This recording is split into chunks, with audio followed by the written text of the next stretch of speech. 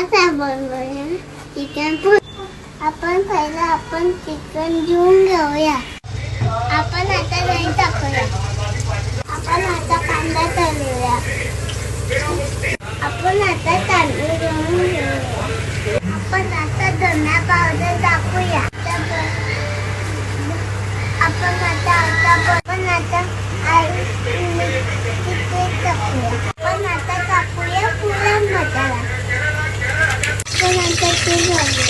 आपण आता टाकूया खडा मसाला. आपण आता काय टाकूया काजू. आपण आता चिकन टाकूया. आपण आता पाणी टाकूया. आपण आता पीठ टाकूया. आपण आता तेल टाकूया. आपण आता थोडीशी मिरची टाकूया. आपण आता चिकन घालूया. आपण